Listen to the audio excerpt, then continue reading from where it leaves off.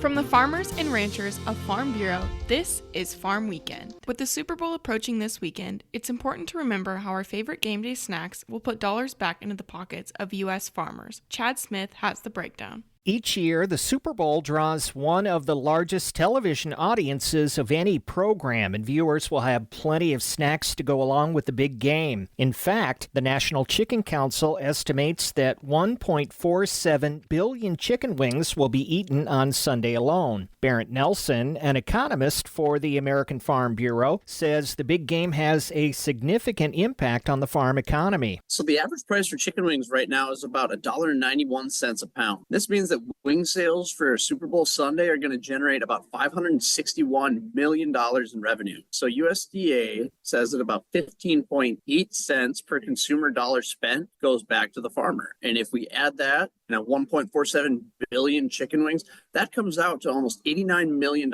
going back to the family farm. He says the amount of money that goes back to the farmer depends on the product. So fresh vegetables, for example, like the carrots and celery we might add to our wings, they're pretty direct from the farm to the table. So they tend to have a higher percentage of income that goes back to the farmer. USDA says about 28%. Compare that to something like tortilla chips that has a little bit more transformation when we think about corn coming from the field, making it into chip that we dip. Only about 1.5% of all the money spent on a 16-ounce bag of chips ends up back in the hands of the farmer. Nelson says it's important to remember that farmers are price takers, not price makers, and even on Super Bowl Sunday, they're working hard to stock our pantries. I think it's really important for people to understand that even though prices at the grocery store seem high, especially coming out of a time of high inflation, a pretty small percentage actually goes back to our nation's farmers. Our farmers are hardworking, they're resilient. So if you're lucky enough to be cheering on your favorite team next one, don't forget to say thank you. You can learn more at fb.org/market intel. Chad Smith, Washington.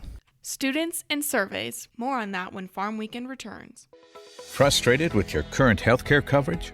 Kansans are saving up to 60% a month with Kansas Farm Bureau health plans. Choose from individual and family plans, short-term coverage, or dental and vision plans. It's quality coverage you can afford.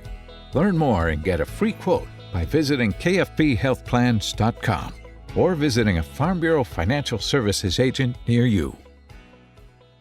The Kansas Farm Bureau Foundation for Agriculture is now accepting applications for 2025 scholarship awards.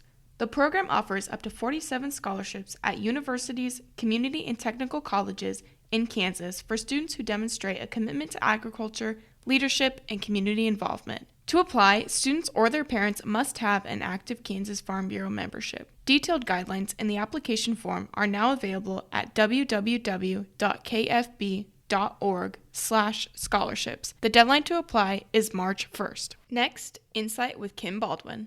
With Kansas Farm Bureau health plans, you'll find affordable Medicare supplement coverage that helps cover certain out-of-pocket expenses Medicare doesn't cover. We encourage you to compare our rates. Contact a Farm Bureau Financial Services agent near you or visit kfbhealthplans.com. Medicare supplements insured by Members Health Insurance Company, Columbia, Tennessee. Not connected with or endorsed by the U.S. or state government. Now, Insight with Kim Baldwin. My sister called me out of the blue last week. As her name and face appeared on my cell phone screen, I immediately wondered what was wrong. My sister and I don't normally call one another unless it's the weekend.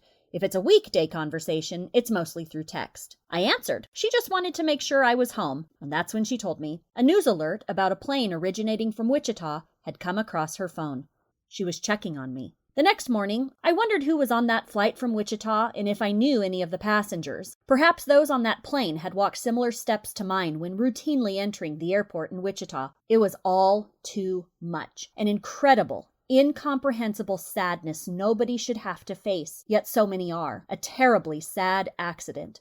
It's all so much. And so I sit and I pray.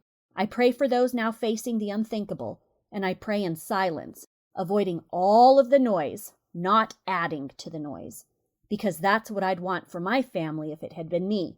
It wasn't, but it could have been me. Join us next weekend for another edition of Farm Weekend from Kansas Farm Bureau, the voice of agriculture.